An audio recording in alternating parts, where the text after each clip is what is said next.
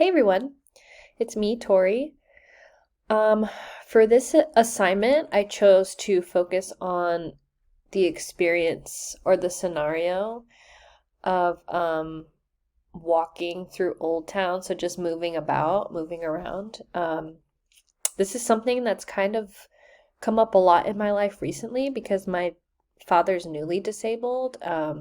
Once, fully working in HVAC, climbing ladders on rooftops to, one day having to have spinal surgery and living a completely different life. So, this is something that we've been experiencing for the past year and a half, actually.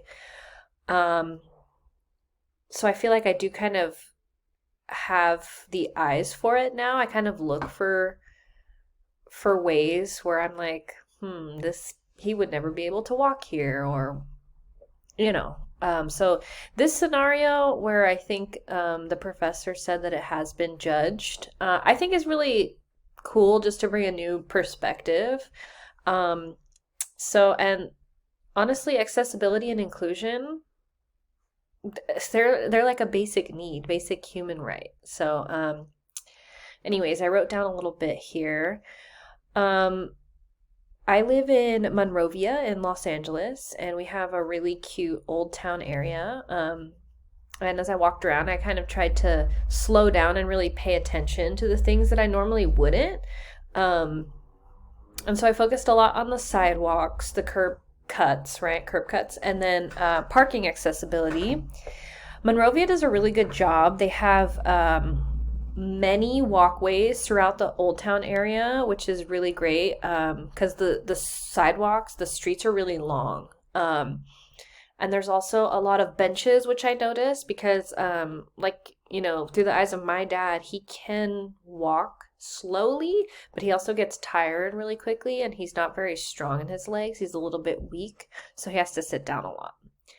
Um, Parking accessibility, there are 9 lots, so they really do a lot, and it's free parking. With, of course, the disabled parking right up front. So they try and do a lot for people. Door entrances, not every store is that accessible, so they could improve there. Um, One thing that I realized though was how exhausting it can be to constantly have to think ahead, right, about accessibility because that's not something that I have to worry about on a daily basis. But there were uneven sidewalks, and not only that, but like super crowded sidewalks. And it didn't seem like they were wide enough for the amount of crowds, especially because every week in Monrovia we do a Friday night market and it gets packed. So, um,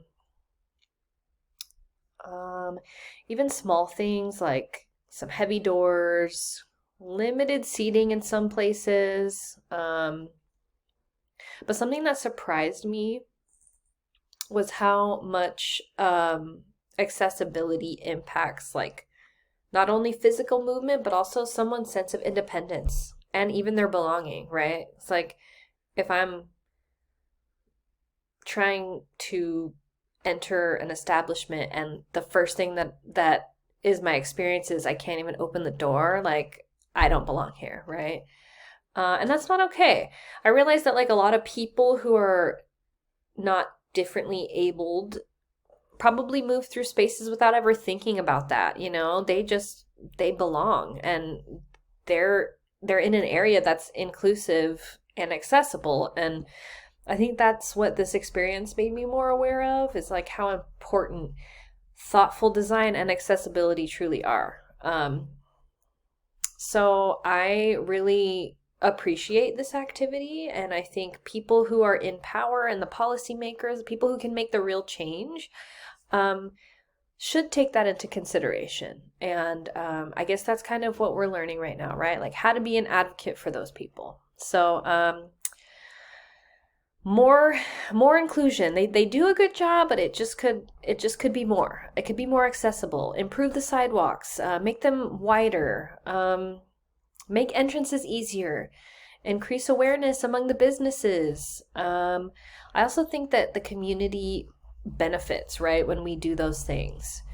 So overall, this experience was really insightful, and I'm an empath, so I'm really trying to open my mind to all these different experiences, and there are barriers, and it's important that everyone recognizes that because then we can really like head towards change.